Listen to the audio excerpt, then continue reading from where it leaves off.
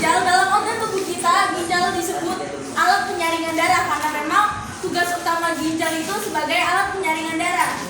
Nah, sebelumnya kita sudah mengenal apa itu ginjal. Nah, tapi di sini kami akan menjelaskan lebih dalam tentang ginjal, mulai dari prosesnya, strukturnya, bagiannya, serta cara mekanisme kerjanya. Oke, di sini kami akan membawa panel gambar. Sama saya jelaskan kayak kalau ginjal kiri itu tuh ukurannya tuh maksudnya lebih tinggi daripada ginjal kanan. Ini ada bagian-bagian dari ginjal. Jika kita memotong sebuah ginjal menjadi horizontal, maka akan terbentuklah seperti ini. Ini bagian luar ginjal dapat kita lihat di halaman 83 buku IPA semester 2. Bagian luar ginjal disebut cortex renalis, bagian dalam disebut medulla renalis, dan yang merupakan rongga merupakan saluran ini disebut pelvis renalis.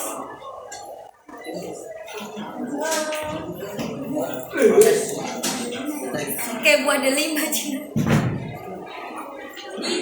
Di dalam sebuah ginjal ini ada yang namanya nefron yang merupakan satuan struktural dan fungsional dari ginjal yang merupakan unit penyusunan penyaringan yang digunakan untuk menyaring darah dalam ginjal.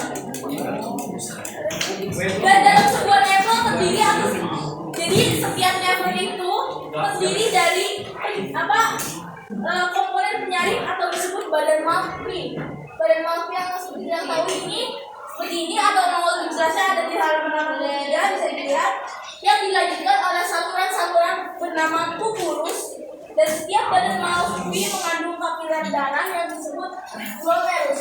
Kalau ini glomerus ada di dalam kapsula Bowman. Bagian seperti kapsul ini disebut kapsula Bowman yang di dalamnya mengandung glomerus. Jadi disinilah letak filtrasi darah terjadi. Kalau kita lihat lebih jelasnya itu, kapsula Bowman berisi glomerus yang berjelas seperti ini, jari-jarinya mencakup. Itu disebut sebagai alat penyaringan utama dalam ginjal.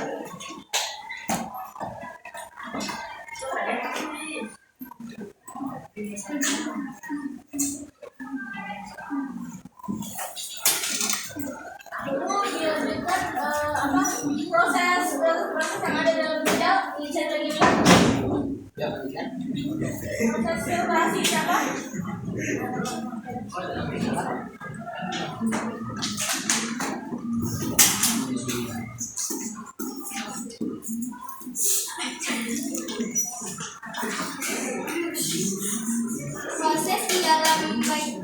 Proses dalam ginjal itu ada bagian-bagian. Di bagian luar yang disebut dengan cortex renalis atau kulit ginjal merupakan lapisan keluar atau pinggiran keluar yang melapisi ginjal. Itu berfungsi untuk melindungi bagian dalam ginjal.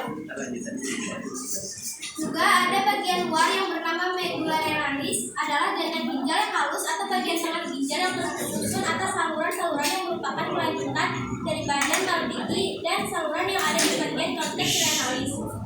Di bagian dalamnya ada pelvis renalis. Pelvis renalis adalah bagian dari ureter yang pada ginjal yang berbentuk seperti corong. Dia berfungsi sebagai wadah penampung urin sementara sebelum dikeluarkan melalui ureter. Badan Maltby adalah bagian dari nefron yang tersusun atas kapsula Bowman yang glomerulus yang berperan untuk proses filtrasi pembentukan urin. Glomerulus sendiri adalah bagian dan organ ginjal yang berperan untuk menyaring zat sisa dan membuang cairan serta elektrolit yang berlebih dari tubuh. Itu terjadi dalam waktu singkat atau jangka panjang. Kapsula Bowman adalah struktur patung yang terletak pada permulaan dari komponen tubulus dari sebuah nefron pada ginjal memergia. Tubulus sendiri adalah ada beberapa bagian tubulus, yaitu tubulus distal yang berfungsi di saluran kuliku yang berada di paling akhir dari saluran nefron. Tubulus collecticus yang berfungsi untuk mengumpulkan urin dan berbagai nefron untuk dibawa ke pelvis dan disimpan dalam kantung untuk beberapa saat sebelum dikeluarkan.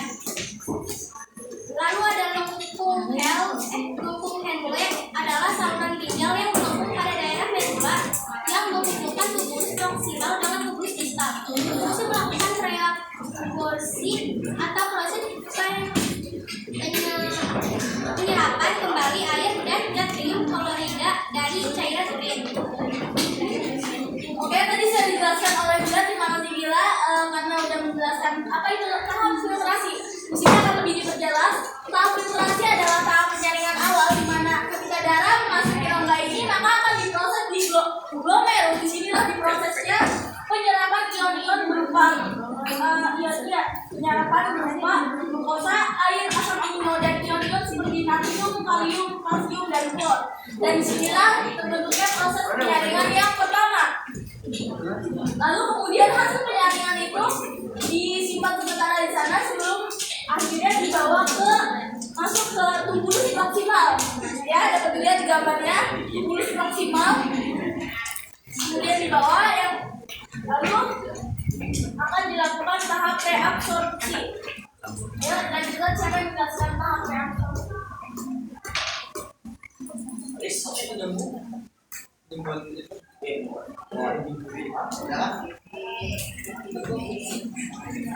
Oke, biarkan saya jelaskan saja.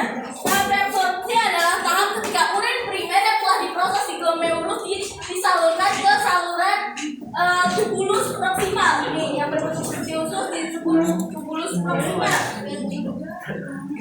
Dan di tubulus proksimal ini ion-ion ini tak langsung dikeluarkan gitu aja. Ion-ion ini yang memang diperlukan akan diserap kembali di dalam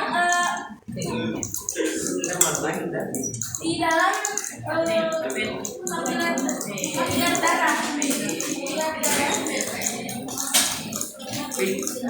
Dan cairan yang dihasilkan dari proses reabsorpsi disebut urin sekunder. Urin sekunder mengandung air, garam, urea, dan globulin inilah yang memberikan warna kuning pada urin yang terbentuk dari proses reabsorpsi atau penyaringan kembali bagian-bagian seperti ion, garam, mineral itu disaring kembali. Yang selanjutnya mengalir ke lengkung Henle. Lengkung Henle ini adalah yang menghubungkan antara tubulus proksimal dan tubulus distal. Dan ini dibawa ke lengkung Henle. Maka selama di lengkung Henle air dalam urin sekunder terus juga direabsorpsi, jadi terus diserap. Kemudian lanjutkan di tahap terakhir pemrosesan urin. Maka di tahap terakhir inilah urin yang sesungguhnya terhasilkan.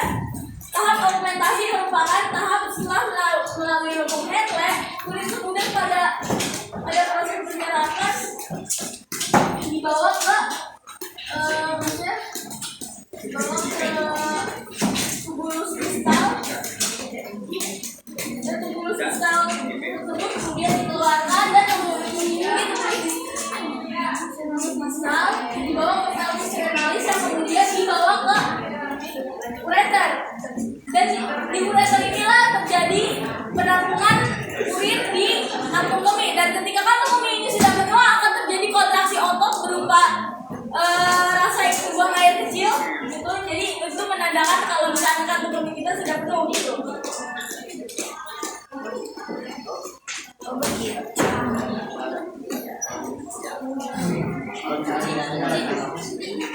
Jadi saya akan menjelaskan misal kalau ginjal di dalam tubuh kita itu ada.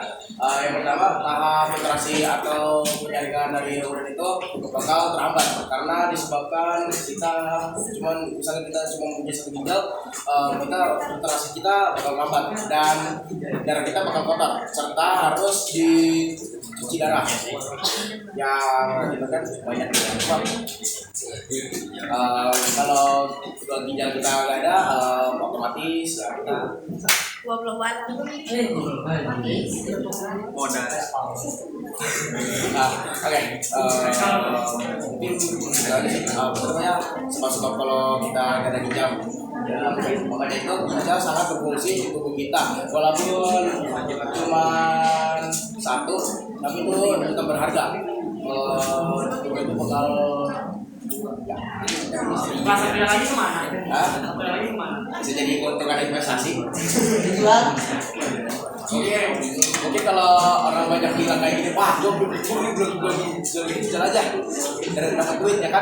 Nah, alhasil itu duit dari jual ginjal itu bakal dibuat cuci darah terus karena filtrasi kita kepada urin itu bakal melambat dan darah kita bakal kotor.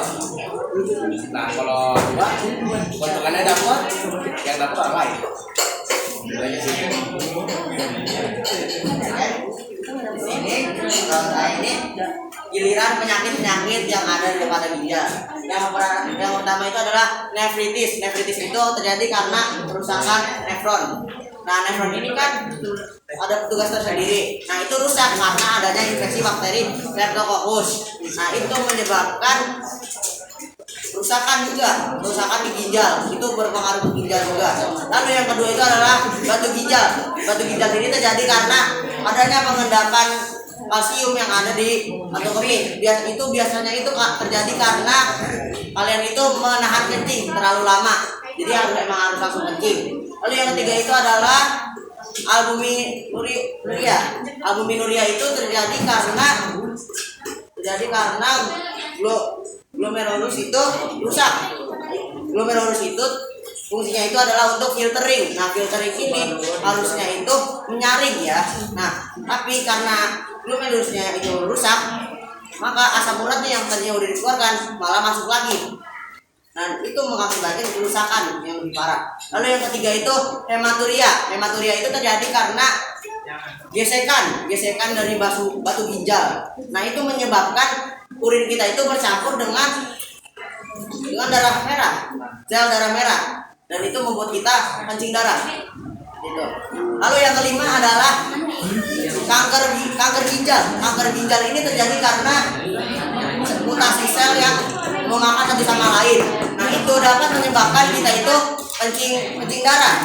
Nah, kencing darah ini salah satu tanda kalau misalkan kalian itu kena kanker ginjal. Oke, silakan. Gimana cara penyembuhannya? Cara pencegahan penyakit pada ginjal yaitu pertama nefritis. Cara penanganan nefritisnya adalah dengan cara melakukan proses pencucian darah atau pencakupan ginjal. Lalu ada penyakit baru ginjal, itu ginjal. Cara upaya mencegah terbentuknya batu ginjal adalah dengan cara mengonsumsi air dengan secukupnya setiap hari sesuai kebutuhan tubuh. Lalu mengonsumsi garam dengan takaran 8 karena di garam terdapat kandungan natrium yang tinggi yang membuat bisa terjadi batu ginjal. Lalu kita jangan terlalu sering menahan kencing agar tidak terjadi batu ginjal. Lalu ada penyakit albuminuria. Cara mencegah albuminuria adalah dengan mengatur konsumsi garam dan protein sesuai kebutuhan. Lalu serta pola hidup sehat untuk manusia. Lalu yang keempat, hematuria. Cara mencegahnya hematuria adalah dengan cara mengonsumsi antibiotik untuk membersihkan infeksi bakteri pada saluran kemih. Lalu ada kanker ginjal. Cara mencegah terjadinya kanker ginjal adalah dengan cara tidak menghindari penggunaan bahan-bahan kimia seperti rokok, asap kendaraan, dan polusi udara. Kalau begitu, apakah ada pertanyaan? Oke. Yo, kita ambil dari depan dulu. Akhirnya apa nih? Kenapa harga ginjal mahal? Karena ada dua di dalam diri seseorang. Dan kalau misalkan kerusakan ginjal itu kan emang parah ya, dan harga kerusakan itu berakibat ke seluruh tubuh. Nah makanya itu mahal. Bro katanya. Kemahalan suatu benda itu tergantung dengan seberapa berfungsinya benda itu tersebut. Seperti itu. Dan kalau misalnya kita lihat dari kayak keberadaan ginjal itu sendiri, kalau ginjal udah rusak maka nggak bisa diganti kecuali emang pendonoran ginjal. Maka di situ ginjal itu tuh udah nggak bisa memperbaiki diri sendiri kan. Kalau misalnya kita luka jatuh itu masih bisa sembuh, tapi kalau ginjal rusak wah itu